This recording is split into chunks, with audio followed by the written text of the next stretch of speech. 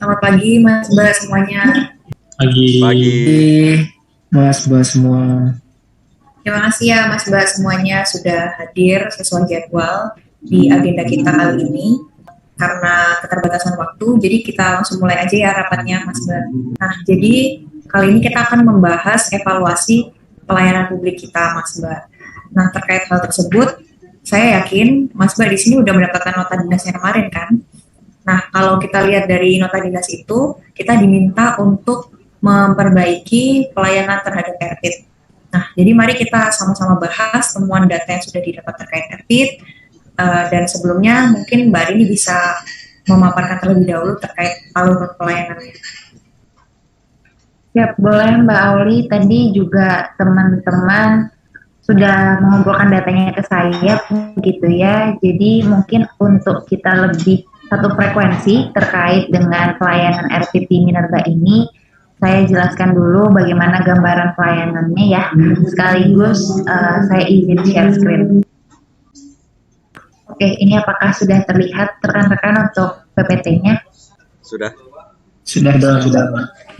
Oke, RPID Ditjen Minerba ini singkatan dari Ruang Pelayanan Informasi dan Investasi Terpadu yang dimiliki oleh Direktorat Jenderal Mineral dan Batubara. Nah, RPID di Ditjen Minerba ini sebenarnya merupakan sarana informasi dan konsultasi yang bersifat gratis dan dapat diakses oleh publik.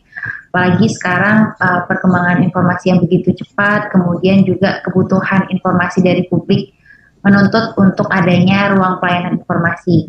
Gitu. Nah, RPID di Ditjen Minerba sendiri pertama kali didirikan pada tanggal 3 Juli 2009 sebagai bentuk implementasi dari Good Governance sekaligus untuk mendorong peningkatan penanaman modal, khususnya berkaitan dengan mineral dan batubara. Nah, untuk alur pelayanan informasi, ruang pelayanan informasi dan investasi terpadu atau RPID di Ditjen Minerba sendiri sebenarnya cukup menjadi lebih simpel karena kondisi pandemi yang mengharuskan kita semuanya goes to digital begitu ya, dan juga karena adanya social distancing dan lain-lain. Nah, untuk gambarannya dari segi inputnya, jadi penelpon atau perusahaan atau publik gitu ya yang butuh informasi bisa langsung menghubungi sesuai hotline yang dibutuhkan, kemudian akan diterima oleh call center yang akan mencatat pertanyaannya, kemudian dari call center akan berkomunikasi dengan PIC terkait, yaitu subdit atau unit terkait. Nah, nantinya ketika sudah mendapatkan informasi yang dibutuhkan oleh penelpon, outputnya akan berupa informasi. Jadi call center akan menghubungi kembali dan menyampaikan informasi ke penelpon. Sebagai gambaran, hotline di Minerba ada 7, salah satunya khusus untuk WhatsApp dan 3 line telepon RPID. Mungkin itu yang bisa saya share terkait dengan overview bagaimana di RPID Ditjen Minerba.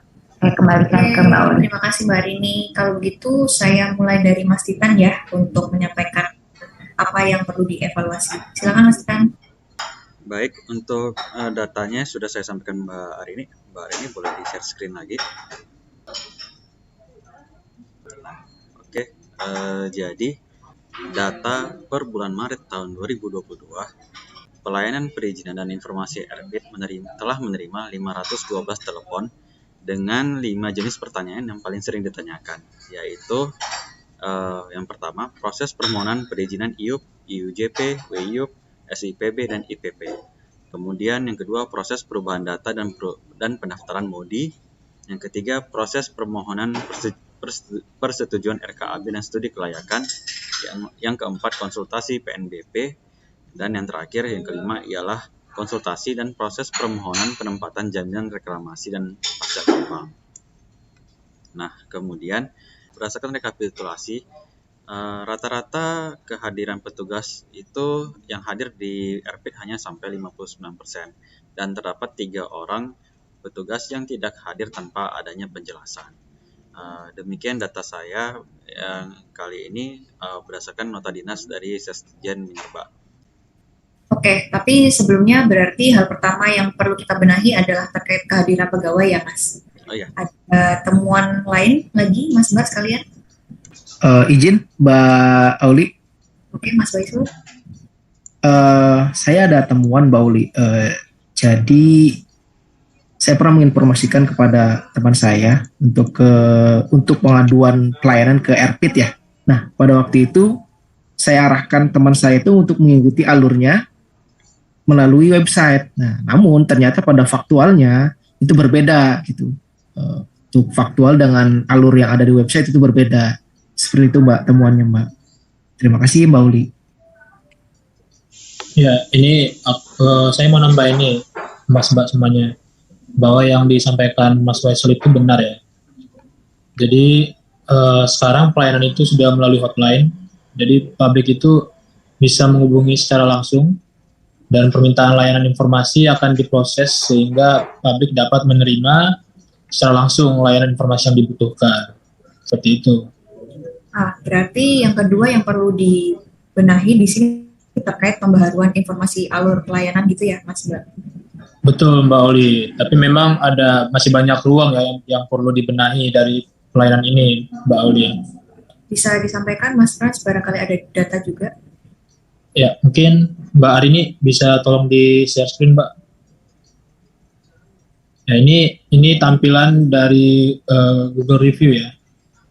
Jadi memang benar pelayanan kita sekarang itu bisa menjadi lebih mudah karena publik bisa langsung menghubungi melalui hotline dan tidak perlu menunggu di loket ngambil tiket antrian.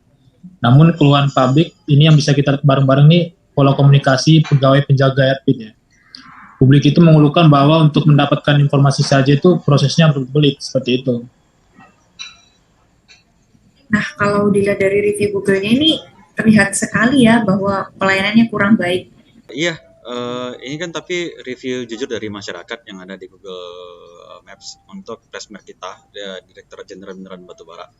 Jadi saat ini saya rasa sih keterbukaan dan transparansi kita akan pelayanan kita terhadap penerima layanan. Ya, betul sekali Mas Titan. Berarti permasalahan sejauh ini kita ada 3 ya.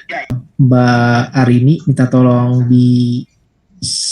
ditampilkan data. Oke. Nah ini, jadi sejauh ini permasalahan kita ada 3 ya. Yang pertama itu kurang responsifnya call center atau hotline. Yang kedua balasan lama baik surat yang dikirim secara online maupun offline. Nah, kemudian yang ketiga itu respon pelayanan berbelit. Nah ini ada 3 permasalahan kita ya. Untuk terkait pelayanan di RPIT ini.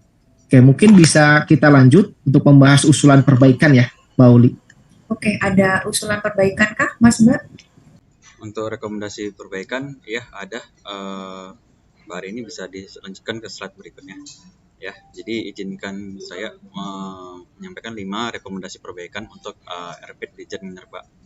Yang pertama itu koordinasi internal dengan petugas RPIT. Yang kedua, kita mengupload frequent answer question di website kita sehingga para penerima layanan tidak perlu terkadang jawabannya tidak perlu harus menelpon tapi cukup membaca di website saja. Yang ketiga, optimalisasi diseminasi informasi ke publik. Yang keempat, sidak pimpinan untuk mengetahui performa layanan dari petugas RPIT. Yang kelima, ditempatkannya 2 PIC tiap unit dan tracking progress akan akan pengaduan yang disampaikan. Demikian dari saya. Sepertinya komprehensif sekali ya ini usulan perbaikan dari Mas Titan. Ada tanggapan Mas Mbak? Ya paling dari saya nih Mbak Uli ya. Jadi tadi saran-sarannya sudah bagus semua, tapi yang perlu diperhatikan adalah konsistensi lagi ya. Agar ini bisa tetap kita laksanakan dan jangan cuma di awal doang. Mungkin seperti itu Mbak. Iya, terima kasih kalau begitu atas usulannya tadi Mas Waisul, Mas Titan, dan Mas Frans. Sepertinya kita juga sudah menemui titik terang ya Mas Mbak sekalian. Tapi karena keterbatasan waktu, di sini Mbak Arini juga harus mengikuti rapat lain. Jadi kalau dari saya untuk menambahkan rekomendasi perbaikan tadi, kita akan mulai susun SOP-nya pada agenda rapat selanjutnya ya, begitu Mas Mbak. Baik, kalau begitu saya akhiri rapat ini ya Mas Mbak sekalian. Untuk hasil notulensinya nanti mungkin bisa di-share oleh Mbak Arini. Oke, terima kasih semuanya Mas Mbak sekalian, sehat-sehat selalu. Oke, makasih Mbak Oli. Oke, terima kasih semuanya.